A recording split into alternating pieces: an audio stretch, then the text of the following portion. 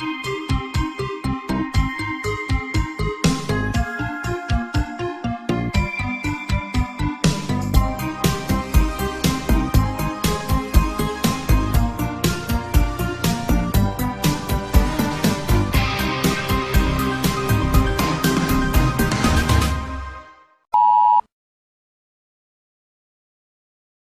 message is transmitted at the request of the United States Office of Civil Defense. At 3:40 p.m. Pacific Standard Time, NORAD detected a long-range nuclear missile launch in North Korea. This missile is believed to be headed in the direction of the Los Angeles metropolitan area. It is believed that it will impact this area within the next 1.5 to 2 hours. All residents within a 400-mile radius of this area should seek a phone.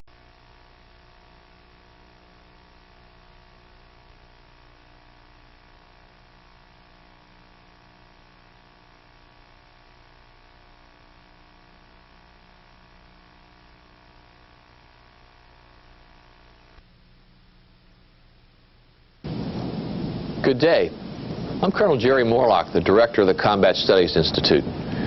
You're about to use a video series which our instructors have prepared for the sole purpose of improving your presentation of M610, The Evolution of Modern Warfare. We've taken care to make the course that you teach as similar to the one taught at Fort Leavenworth as possible, and choose to add these tapes to your libraries in order to give you every advantage as you prepare to teach this new course. These tapes are similar to the weekly train-up sessions which we utilize to prepare our instructors here at Fort Leavenworth. My intent for the tape sessions was to provide you insights and tips on ways to approach the lessons of M610 that were not available in the instructor notes. I've drawn various instructors, military and civilian, into the sessions based upon their specific expertise and historical background. They were asked to just talk to the lesson structure and content, giving you some additional information on the historical context and differing views on how to approach the lessons. These tapes will provide you a wealth of knowledge and direction that will significantly improve your readiness to teach our new history course. One word of caution regarding how to use these training tapes. They are not designed to be substituted for your instruction during the individual lessons of the course. As instructor preparation tapes, train the trainer material, if you will, they are inappropriate for direct instruction to students and are not intended for that purpose. Our intent with these tapes is to improve your ability to lead the student seminars by sharing tips and advice from some highly qualified experts. The Combat Studies Institute stands ready to provide whatever additional expertise or assistance that you may require, and we've included the Institute's phone, mail, and email contact information on the tape if you should need it. Good luck with the Evolution of Modern Warfare course. Have a good time.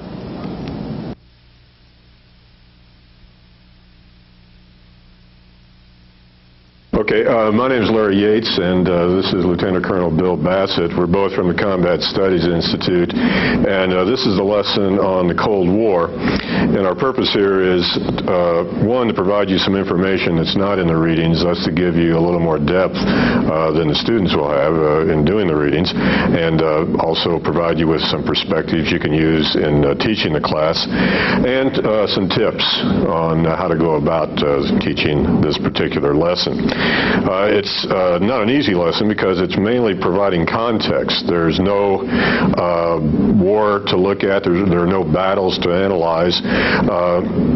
Mainly it's how did the Cold War come about, how did it develop, and what role did the military play in that, both in terms of nuclear strategy and in terms of the military services themselves. So that's what we'll be looking at, and I'll probably take the lead on the first part of that, the origins and development of the Cold War, and then turn it over to Lieutenant Colonel Bassett for nuclear strategy, and then we'll both fight for the last one, the role of the military.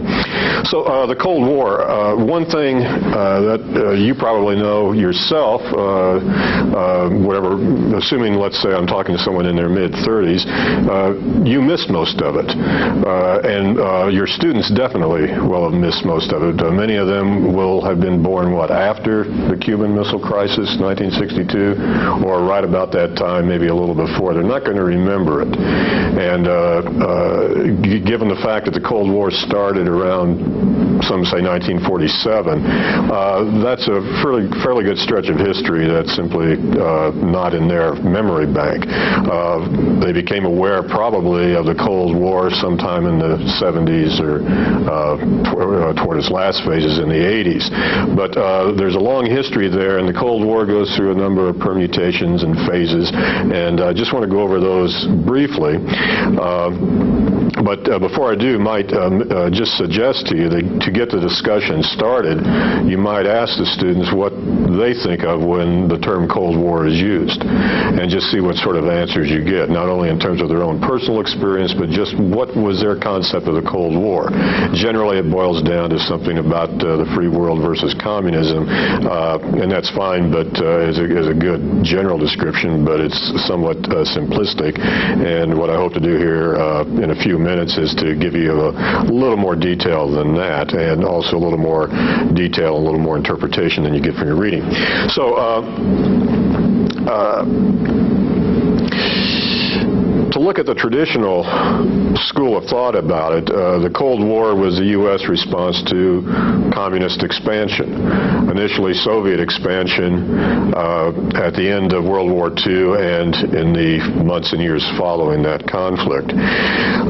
We weren't sure what motivated Soviet expansion. There were a number of studies done at the time, one by Secretary of the Navy James Forrestal, which indicated that it was communist ideology. World revolution. The Soviet Union was out to take over the world in the name of international communism. Others argued it was more Russian imperialism. It was a continuation of expansionism that the czars themselves had pursued from the 18th, 19th century on, or even 18th and 19th century, perhaps before. But the continual expansion of Russia into an empire, and now perhaps throughout Europe, etc. That was another issue. What are the limits of this expansion? Well, if it's ideology, it's worldwide. If it's traditional Russian expansionism, it probably will be satisfied with a good chunk of Europe and the Middle East and perhaps part of Asia. But these points were being debated. A third point of view was put forth by what was then one of our foremost Russian experts, George F. Kennan, in what was at first called a long telegram, a telegram he sent as chargé d'affaires in Moscow to Washington in 1946, describing what he saw as the Soviet threat. It was later put in condensed form into an article in Foreign Affairs magazine in 1947. It's called the X article because he didn't put his name to it as a government official, but it was called the conduct, oh boy, never mind. We'll edit that part out if that's all right. But anyway, Kennan's article on Soviet expansion. Why are the Soviets expansionistic? And his answer was, ideology does play a role, but only in the sense that communist ideology portrays a very threatening world to those countries that are communist. It sees the capitalist world as inextricably hostile and out to take over or to destroy communism. And so ideology plays a part, not in the sense of world revolution, but in the sense of portraying the world as hostile, a world in which there are two contending forces, the capitalist forces and the forces of socialism / communism, and it's a battle to the death. So that's the role of ideology. It's not a blueprint for taking over the world. It simply says the world is one of conflict. Kennan's argument is that the source of Soviet conduct, and that's the title of the article, the source of Soviet conduct is the political system. It's totalitarian. And to maintain their totalitarian system at home, they need to expand abroad, because the main threat to the totalitarian system will be the ideas of freedom, etc., seeping into the country and infecting the people and undermining the system. And the way you can prevent that is to continuously push out your borders to where there aren't any ideas that run counter to your own culture and own system that can infect the population. So by that standard, the expansion is unlimited. But Kennan would argue it's limited in the sense that no country can take over the world. Logistically, it's impossible. So there are certain areas the Soviet Union will focus upon, and where those areas overlap with our interests, we need to stand up to them. And that leads to the issue of what is the U.S. response to communist expansion. Kennan came up with the word containment. And that is, we will stop them from expanding wherever it's in our interest to do so, hold the line, and then wait for their system to change. Because if the system of totalitarianism is at the root of expansion, or the ideology, if you want to argue that, if changes take place within the Soviet Union that will change that system and doom that ideology, then perhaps their expansion will stop. So we'll hold the line and wait for changes in the Soviet Union. Now, it turns out Kennan's piece proved prophetic. That's pretty much what happened. But it took 40 years to do it, and nobody was contemplating that. Maybe Kennan was, but most people wanted a quicker end to the Cold War. And critics of containment argued this policy of holding the line gave to the other side the initiative of where to hit along that line. And do we really have the resources to defend a line all the way around the Soviet Union, and then after the fall of China in Asia and ultimately around the world, can we really hold the line? Do we have the resources? And some argued no, that we should seize the initiative and pursue a policy of rollback and liberation, take areas that have been taken over by the Russians or later the Chinese, whatever, and push them back. Push the Russians out of Eastern Europe, push them out of the Baltic states, etc. So there are contending schools, number one, of what motivates Soviet expansion, two, what are the limits of Soviet expansion, and three, what should the U.S. do about it. Of these contending schools, the ones that pretty much win out are, one, why are they expansionistic? World revolution. Most of us grew up believing it was world revolution that motivated the Soviet Union. I don't believe it anymore, but at the time it seemed a compelling argument. What's the response? We were happy with containment because we realized in the 50s that to pursue liberation risked World War III, and once the Soviet Union had nuclear weapons after 1949, that was too high a risk to run for a policy of liberation. It also made our allies very, very nervous. When we started talking about liberating Eastern Europe, Western Europe got very nervous. This came out during the 1952 presidential campaign when Eisenhower put forward the idea of liberation as a trial balloon. The uproar caused him to pull back from it, and you've heard very little about it after that. So ideologically motivated expansion, again, a simplistic idea, but one that took hold. Containment as our response to it. And then the Cold War would go through a number of phases in terms of how we applied the strategies of containment, to use a phrase that John Lewis Gaddis has, and I'll get to that in just a bit.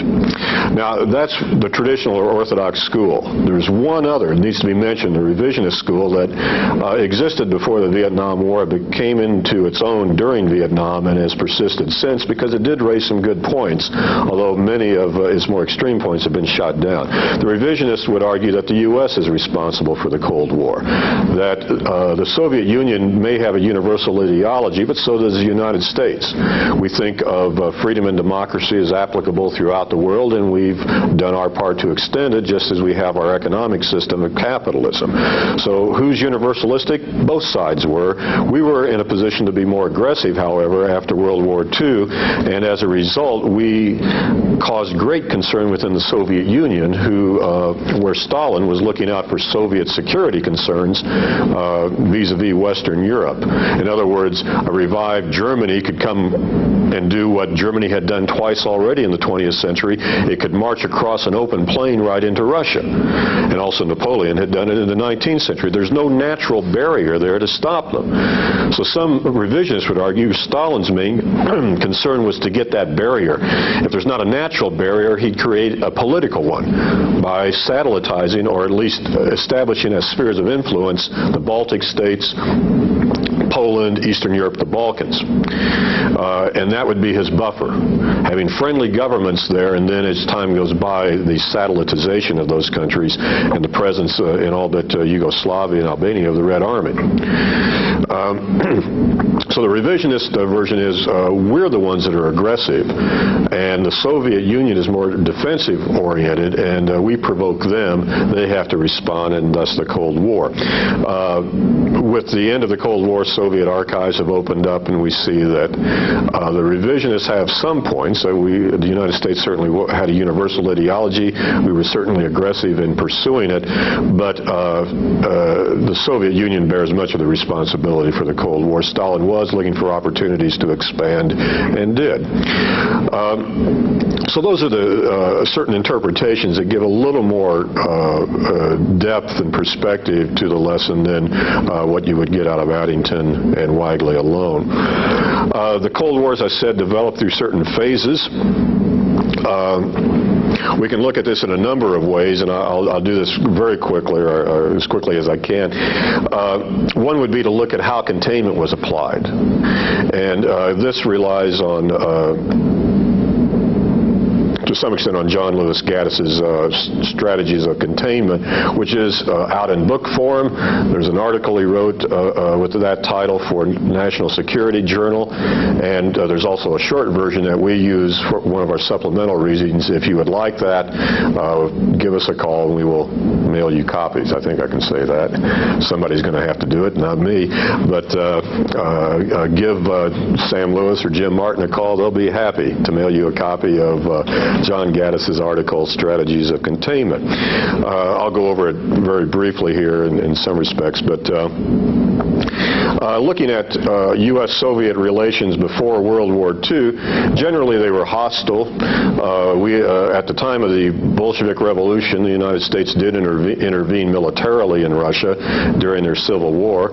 We, the British, the French, other countries were intervened in that conflict, which we ended up, we pulled our troops out. The Bolsheviks won, but our intervention left a lasting animosity. We refused to recognize the Soviet Union until 1933 during the Great Depression, when we were looking for markets. Prior to that time, we kept the Soviet Union at arm's length. We treated it as a pariah. Not every European country did. The Soviet Union did join the League of Nations, whereas, of course, we did not. But we did not recognize them. Between 1917 and 1933, we did not have diplomatic relations with the Soviet Union. In the 30s, with the rise of Hitler, the Soviet Union ultimately allies itself with Hitler. You had the invasion of Poland, and then with the invasion of the Soviet Union, we become friends with Stalin. The dictator Stalin becomes Uncle Joe, and we're going to give him the support, any support we can, mainly in the form of Lend-Lease to keep the Russian war effort going. And then after Pearl Harbor, we're informal allies. There's not a formal alliance, but a coalition.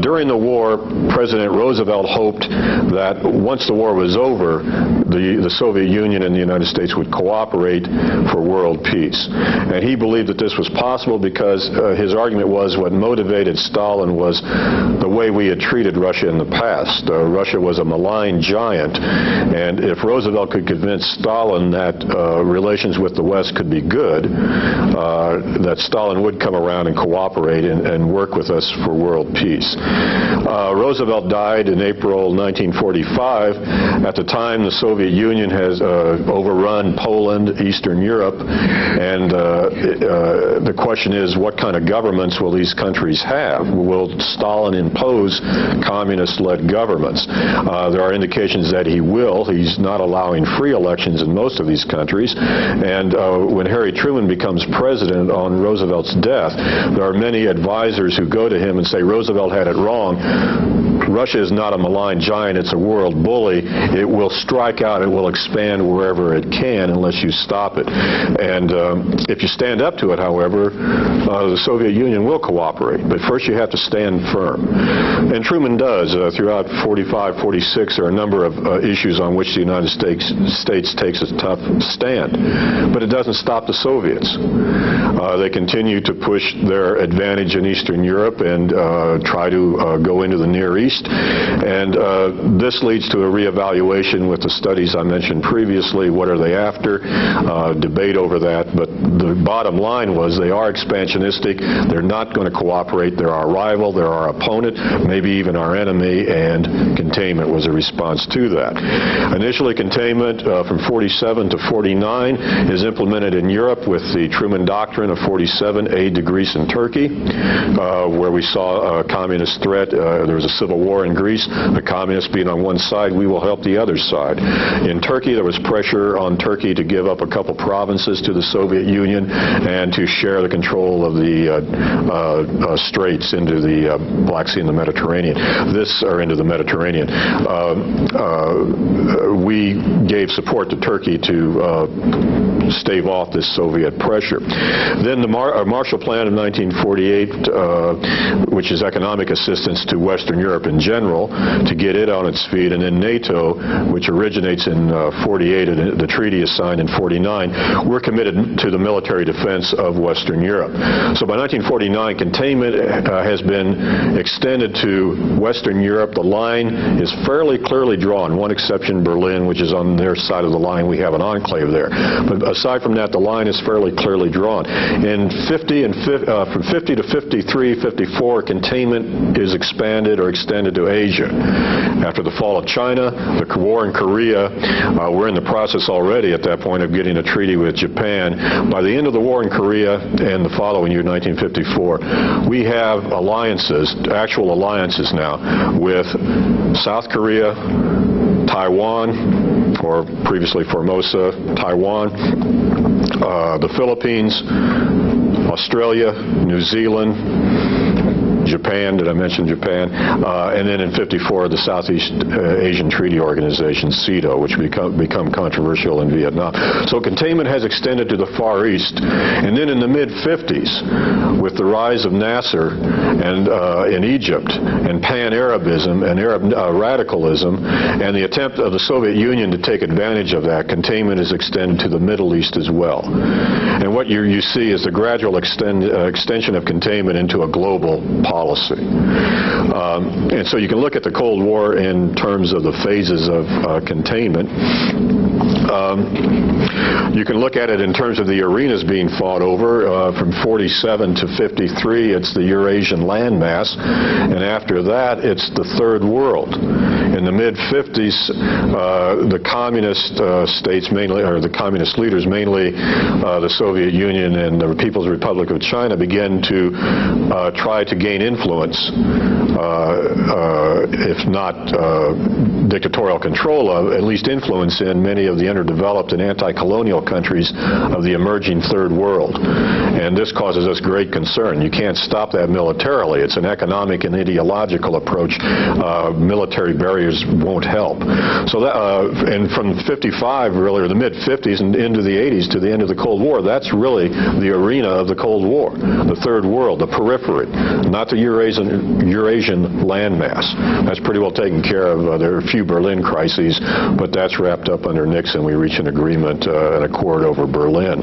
So the fighting is going to be, or the struggle, rather, will be on the periphery. You can look at it in that way. The intensity of the Cold War is another way to divide it.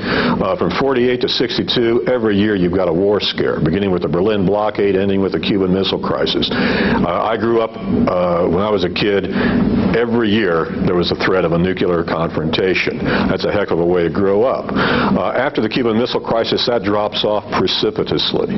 There's more negotiation. There's certainly conflict. But we start dealing more and more with the Soviet Union. Détente begins under Johnson. Nixon really accelerates it. Becomes a dirty word under Ford because of what the Soviets are doing in the Horn of Africa and Afghanistan. But we are working with the Soviet Union. Recognition of the People's Republic of China. The Cold War is maturing. The rhetoric of the 50s and early 60s is going by the boards. The view of the communist world is monolithic. That's passing by the boards. So in terms of intensity, another is simply the changing perspective from Soviet expansion to international communist expansion. In that, Vietnam is the watershed, and for much of the Cold War it is. Going into Vietnam, we have the view of communism as largely monolithic, not entirely. We don't see it that simplistically, but it's fairly close. Coming out of Vietnam, our view of the enemy is much more sophisticated and much more complex. It took Vietnam to change that. But also the bipartisanship that backed up much of our Cold War policy prior to Vietnam evaporates with Vietnam. After Vietnam, our foreign policy is based more upon ad hoc support for any given issue, which you may or may not get. In Central America, you don't get it, but you do it anyway. In other cases, the Maya gas, some incidents, you do get bipartisan support. And then strategies of containment, as I mentioned, John Gaddis, I'll let you get the article for that. It talks about the changes between symmetrical and asymmetrical containment. But these are different ways you can look at the Cold War. Again, it's an ongoing process. It's an evolutionary process, one of development, not a static us versus them, commie revolutionaries versus freedom fighters in the West. That's all good rhetoric, and it was used up into the Reagan administration, but then take a look at what Reagan ends up doing, coming to terms with the Soviet Union as it's entering its death throes as the Soviet Union. But the rhetoric has been toned down, etc. So that's a very, very, very brief overview of the Cold War. There are a lot of issues here that we don't have time to get into, but again, for the purpose of your students, it's mainly to provide context for the military issues that will come out of it. The first of which is the Cold War coincides with the advent of the atomic age, and what role will the bomb play? And for that, Colonel Bassett will take over. I'd just say before addressing nuclear strategy, just possibly suggesting a question or a way to move the student discussion into origins and characteristics of the Cold War. Larry offered one. When we say or hear the word or the characterization Cold War, what does it mean? Another one I use with my students is how do we explain the rapid post-war change in U.S.-USSR relations from uneasy partners during World War II to implacable foes locked in a 45-year Cold War? How do we arrive at that change, a way of getting into it? And then emphasizing to the students during this discussion that what you're doing in what should probably be no more than the first 30 minutes of a 2-hour lesson, as Larry has said, you're setting the political, economic, diplomatic, and social context for much of the military strategy, policy, and strategic decisions that are being made in not only the next lesson on Korea, but really through the remainder of the course to the second to last lesson. So I just offer that to you. The section on American military strategy in the nuclear age is, I find very difficult. I'm a 19th century American military guy. My focus is on the Civil War. I find much of this material to be confusing, almost surreal in the logic being employed and the whole evolution of nuclear strategy. I don't think that the reading, I think the reading by Lawrence Friedman in Makers of Modern Strategy is one of the more difficult readings we expose the students to in the evolution of modern war. But having said that, I might suggest to you maybe 4 major points that you want to explore with your students as you talk about about nuclear strategy. The first is to look at the whole notion of revolutionary change in American strategy. And along these lines, I think a good way to do that, a good technique to use not just in this lesson but others, is to pull a quote from one of the student readings, in this case Russell Weigley's American Way of War, and just read it. Say, Weigley asserts in American Way of War that the atomic bomb represented a strategic revolution. Strategy would have to be redefined. That's really the thesis of this essay that the students read. Pose that, restate it, and then ask the students what they think of it. Do they agree with Weigley that the advent of nuclear weapons in the context of this growing Cold War with the Soviet Union fundamentally redefines U.S. U.S. strategy making and strategic calculations?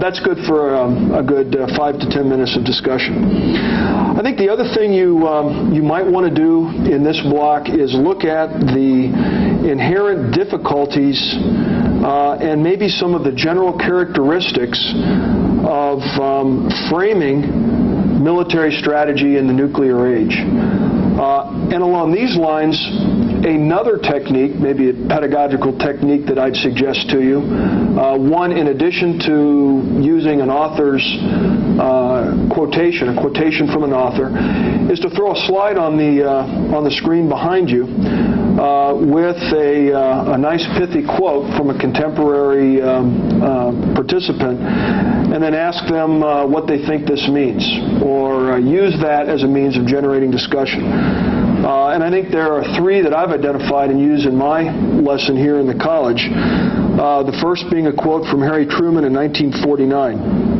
where he asks, "Can the Russians do it?" And the response is, "Yes, they can." So Truman responds, "In that case, we have no choice." And I think what that speaks to is the escalation, or the tendency toward escalation, in the development of nuclear weaponry and the strategic formulation. The whole idea of achieving superiority in numbers, delivery capabilities, or the flexible application of capabilities developed. Another great quote, one from Bernard Brodie, one of the foremost strategic thinkers in the late 1950s and early 60s. He says, and I quote, "It should be obvious that what counts in basic deterrence is not so much the size and efficiency of one's striking force before it is hit, as the size and condition to which the enemy thinks he can reduce it by a surprise attack, as well as his confidence in the correctness of his predictions." Great quote. It gets at many different issues associated with nuclear strategy. Thomas Schelling writes about the reciprocal fear of a surprise attack. And Friedman talks about this in his essay, how that is destabilizing, and that it is this fear of a surprise attack that must be overcome if you're to achieve deterrence based on stability. I think it's also a way to explore the distinction between, Brodie's quote is a way of exploring the distinction between first and second strike capabilities, what the difference between the two is, and how second strike and the perceived possession of a second strike capability is crucial to a nation's confidence in its strategic well-being. Finally, I think it gets to the absolutely crucial point that enemy perception is important. That what you're doing in much of your strategic development, capabilities development, is attempting to influence the thinking, the perceptions of your enemy. The classic term, perception is reality. Well, your enemy will operate on perceptions, and you may possess a capability, and that's a good thing, but it's crucial that your enemy perceive it in a way that you think necessary to attain the deterrence effect. And then finally, a slide we get a lot of mileage out of. I mean, it has an Alice looking through the looking glass quality to it, so representative of some of this strategic thinking and writing during this period. And I quote, "He thinks we think he'll attack, so he thinks we shall, so we must." Trying to sort through that and the logic inherent in that is a good way to get at some of the thinking associated with nuclear strategy during this period. A number of different strategies developed by the United States. One of the things I will do is place on the CSI homepage a 5-page document called Evolution of U.S. Deterrent Strategies. And you'll find that under either my name, Lieutenant Colonel Bassett, or under a special section devoted exclusively to this course. And that will take you through the evolution of proposed and actually implemented U.S. Nuclear deterrent strategies. They change, and that's an important point to make during this period, that there's an evolution in U.S. nuclear strategy. These are strategies based on a desire to exploit a perceived advantage in technology. Two great cases in that would be the years immediately after World War II, where the United States possesses nuclear weaponry, atomic weaponry, and the Soviets don't. Another good case would be the 1980s and the Strategic Defense Initiative, Reagan's plan. Another source of change would be a desire to achieve more bang for the buck. Central to the massive retaliation, new look strategy adopted by the Eisenhower administration in the 1950s. Also driving change is the desire to overcome a perceived relative inferiority in a particular capability. The growing fear in the late 1950s, something that the Democrats exploit politically, that the Soviets are developing a nuclear capability in excess of ours, that there's a missile gap. That is causing a change and influencing our nuclear strategy. And also we see from time to time a desire to re-seize the initiative and to become less reactive to Soviet capabilities, to afford us more options, which I think gets to another of the 4 central points you might want to explore in this section of the lesson, and that is that there is an inherent tension between nuclear strategy and conventional warfighting strategy. The notion that early on, this belief that having nukes is going to render conventional warfare unnecessary or even obsolete. That is going to become increasingly attacked. It's one of the bases behind massive retaliation. Korea is going to show that there will continue to be conventional warfare in the nuclear age, and we will see American strategists continuing to grapple with this whole idea of how best to fight in a world that possesses nuclear weapons. One of the readings we have in 610 that you don't have in this course gets at some of the early limited war theories and theorists. That can still be discussed in this context and probably should. What is possible in the way of conventional warfare, what the use of conventional warfighting to send a message and to attain a political result. The idea that you can apply conventional forces in a measured way, keep it limited to trigger a political response on the part of your enemy. Something that will have disastrous consequences in Vietnam, and I would argue is relative and relevant to our strategy making even today. So I think those are 4 major items that you can explore with students during this particular portion of the lesson. Using the thesis posed by one of the lesson authors or using a slide that encapsulates or conveys an idea very prominent at that particular time. Larry, do you have anything to add to? Yeah, just a couple of things. I'll let you in on some inside secrets here. We're doing these out of sequence, so we've already done the Korean War video. I was a part of that, and we do discuss limited war to a certain extent there. And the fact there was no limited war theory before Korea, it comes out as a result of Korea, and then will take us right into Vietnam. So if you want some help, if you want to use limited war in this lesson, you might skip ahead and look at the Korean War video just for what little we offer on it there. Secondly, in terms of making material available, and I've talked sort of jokingly about the Gaddis, you'll write in and somebody else will send you a copy. I'm speaking from an outline which has a little more detail than I gave you as fast as I tried to talk about the development, origins and development of the Cold War. Be happy to put that on the home page as well. And anybody who wants to call in or write to discuss these things in more detail, be happy to do that.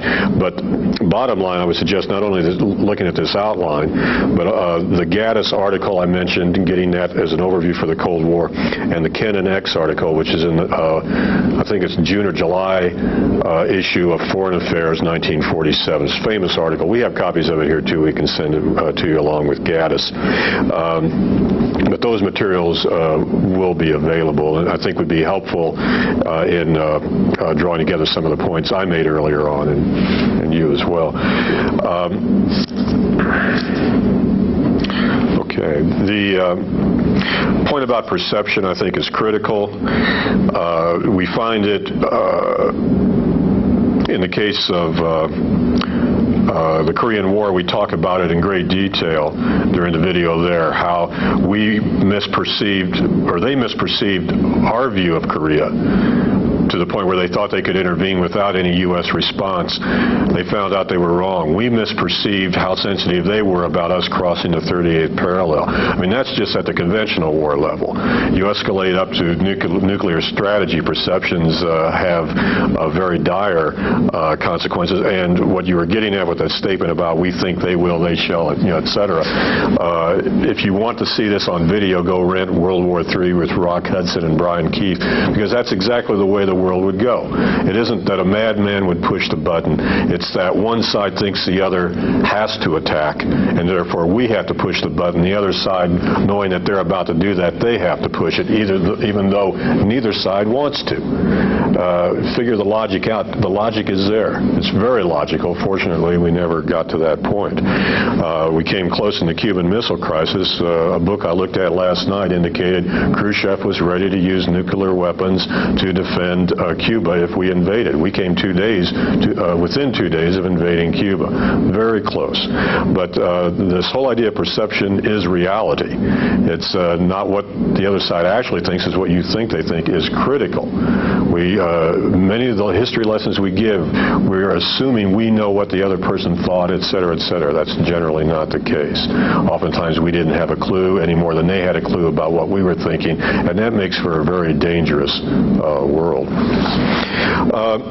Final section here, we'll just mention a few topics following, again, the origins and development of the Cold War, nuclear strategy. Last section, or last piece of material you might want to look at is simply the role of the military in the nuclear age, in an age when it looks more and more as we get into it, we won't be using atomic weapons. World War III may not, probably will not come about. What then are we going to do? That has to be determined, and not only that, the role of each service, but also just simply how they're going to be organized, how they're going to operate. There are all sorts of issues that come out of World War II that have to be dealt with, not just the atomic bomb, but also the organization and functioning of the military. Just briefly, one issue is unification. The idea is to get the services together, what today we call purple. The services will vanish as individual services. You'll have an amalgamation, except Secretary of Navy James Forrestal says no. That isn't the way it's going to be. We'll surrender some of our sovereignty to an overall organization, but it'll be more federal. We'll retain our distinct identities as services. And he wins that debate. The 1947 law sets up the National Military Establishment, not the Department of Defense, but the National Military Establishment, the NME, and it's a federal organization. You get a new department, Department of the Air Force, to go with the Department of the Army and Department of the Navy, and you get a Secretary of Defense who has very little power vis-a-vis these other departments, has very little power over the budget or in terms of coordinating the military strategy and approach. Truman, realizing that, decided, well, it's payback time. The first Secretary of Defense will be James Forrestal. Let him deal with the monster he created. And the result of that is Forrestal, in 49, has a nervous breakdown and commits suicide. The next Secretary of Defense will be Lewis Johnson, who's more or less a non-entity, except from the Navy's point of view, when he cuts the supercarrier. And then George Marshall becomes Secretary of Defense, which wasn't supposed to happen. A military man is secretary, but Congress passes the necessary legislation and so forth. But in 1949, the National Military Establishment is given the name the Department of Defense. The Secretary of Defense is given a little more power than he had under the NME, but still it's federal. The separate services will retain their identity. They will not be amalgamated. Another issue dealt with at the time in the legislation of 47, you have the CIA established to collect intelligence, a central intelligence agency. That's the idea, make it centralized. The National Security Council, which will coordinate foreign policy. The statutory members, well, I'm getting in trouble here, but essentially the President will oversee it, but you'll have the Secretary of State, Secretary of Defense, Director of the CIA, I believe is a statutory member, but don't quote me on it. But the point is you have the key foreign policy figures in one group, and their purpose is to coordinate among themselves. The problem is it doesn't always work that way, but that's the idea of the National Security Council. The Joint Chiefs of Staff, which had been put into existence during World War II as a means to have some counter to the British Chiefs of Staff in what turned out to be the Combined Chiefs of Staff, the Joint Chiefs never had any legal basis. The President just set them up. In 47, you get the statutory basis for the Joint Chiefs. They are now a legal, well, I shouldn't say that because it implies they were illegal before, but they now have laws that, a law that creates them, and a chairman of the Joint Chiefs. Over time, the chairman will assume more power, but he doesn't have it necessarily at the beginning. And as we said already, the Air Force as a separate service. Later in the decade, you get by executive order the integration of the armed services, and this is a major issue, but it's not one we go into great detail here. And it's done, as I said, by executive order. Civil rights, integration, all of that is a very hot political issue in the 1940s and into the 50s. And as it pertains to the military, integration could be imposed by the President. He didn't have to have Congress to integrate the military. So he did so. Truman signed the executive order for the integration of the military. The main obstacle among the services was the Army, more than the Air Force and Navy in terms of integration, but they accepted it and moved ahead. And then finally, looking at the Army in the nuclear age, the question was, what would it do? We deal with this a little bit in the Korean War video, but if the atomic bomb, if the next war is going to involve atomic bombs, what role will the Army play? They can't deliver atomic bombs. That's a question for the Air Force or the Navy, who duke it out, and the Air Force wins when the supercarrier is canceled. So the Air Force will deliver the nuclear weapons. The Air Force is getting most of the bucks in a very constrained environment physically, and the Army, it's assumed, will not have much of a role to play, except to go in and clean up afterwards.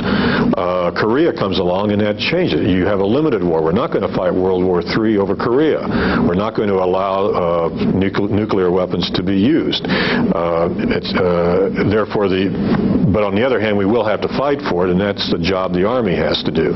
We use air power and naval power to begin with. It's not enough, so the Army is sent in. And the money funnel opens up. And not only does the Army get well, everybody else does. And the defense budget hits around $50 billion, going from 14 to 50 during the Korean War. But as soon as the war is over, and Eisenhower, during the presidency of Eisenhower, five-star general, he cuts the military to the quick, arguing that to continue to spend $50 billion a year will cause inflation, and we can lose the Cold War through the economic demise of the United States just as easily as through the military demise. So he cuts back. You have the military. You have the spectacle of a five-star general as president gutting the military, and especially the Army, which his former colleagues, Galvin, Ridgway, Taylor especially, cannot understand. And they begin to challenge this, quote, new look, putting most of your eggs in the nuclear basket as a deterrent, and arguing that what if another Korea comes along, we have no way to meet it if we don't have the Army. It'll be another Task Force Smith. And this debate goes on into the late 50s, at which point Eisenhower begins to open it up a little, and then with Kennedy you get flexible response. And the money goes, or you spend much more on defense. The defense budget goes up and the Army is modernized, etc. In the meantime, however, the Army was trying to keep its hand in during the 50s, during Eisenhower. The way they chose to do it was through what was called a pentomic division, and the reading by Doty gets into that in terms of how it was organized, how it was set up, what it was designed to do, which was to fight on a nuclear battlefield. 5 battle groups to a division spread out in a checkerboard fashion, so if a tactical nuke took out one, you'd still have 4 left. Well, what it did, of course, was create an unwieldy span of control. There were all sorts of other problems inherent with it, not the least of which was the tactical nukes. You had the Davy Crockett, which was an individually launched nuclear projectile. The problem was the radius of the blast was greater than the distance you could lob it, so the joke was the Davy Crockett kit was the missile and a pair of tennis shoes. The pentomic division didn't work, and by the early 60s they're getting back to triangular divisions, ROAD. And I'd like to end my comments on this note, and that is, we've given you a lot of material for this lesson. I would argue if you can get through the development of the Cold War up to Vietnam, nuclear strategy up to Vietnam, and these changes in organization and force structure and the service roles up to Vietnam, that would probably be enough for this lesson. Then the next lesson, you'd start with specific examples, Korea. The following that, you do get Vietnam, and then you can bring in more of the context after that. But for this lesson, if you're pressed for time, I would shoot for getting it up to Vietnam, and that can be easily done in all 3 of these categories: the origins, development of the Cold War, nuclear strategy, and simply the role of the military. I guess the last couple things I'd say would be many of us find it useful where possible throughout the course to ask a question or develop discussion that asks students to compare and contrast or what we're looking at in that particular period with challenges we face today and in the future. Or maybe ask the question, is anything we are looking at in this lesson useful to us as we negotiate our way through Force 21 and take the Army into the 21st century? I think a couple of ways that can be done in this particular lesson and in the third portion of the lesson, the post-war defense structure. A couple of questions I ask students in the course are, several historians have noted similarities between what the U.S. military went through immediately after World War II and what we are going through now following the Cold War, with the end of the Cold War. Do you see similarities? And what are the similar trends? And I think you could talk about things like following victory in 2 major wars, there's been a significant reassessment of the U.S. role in foreign affairs, and that will have consequences for the military.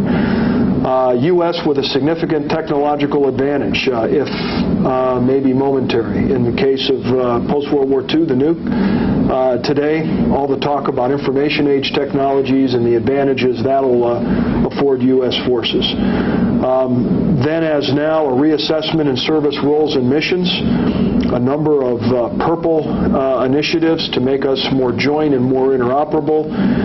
We're going through force reductions and limited fiscal resources, just like the services were in the late 40s. And then maybe less so today, but nevertheless there continues to be inter-service rivalry for resources. And that's playing as well. So those are some things that maybe can be developed in discussion. And the same thing can be done with the pentomic division. Ask the question, does the pentomic experiment in the late 1950s offer any insights relevant to our Force 21 experience today? Such as, are there problems associated with exploring capabilities and basing doctrine and capabilities on equipment and technologies identified but not yet fielded in numbers? Continued questions about adequacy of strategic lift. The point Doty makes in his article about intellectual adaptation, getting officers to buy into the new doctrine and the new system for fighting. A problem in the late 1950s, arguably a problem for us today and in the future as we implement and continue to move forward in Force 21. And then what Doty might suggest, the danger to near-term preparedness in implementing a new doctrine and organization. Do students see any problems associated with that? So I think these are a couple things you can do, and it does develop student interest to try and see relevance to what we face today and in the future with what we're looking at a particular lesson. Right. And without the search for relevance, it all becomes rather academic and uninteresting, except from a storytelling standpoint. So second that, and thank you very much. Again, if you have any questions, don't hesitate to contact me, Larry Yates, or Lieutenant Colonel Bill Bassett regarding these lessons, and hope you found this useful.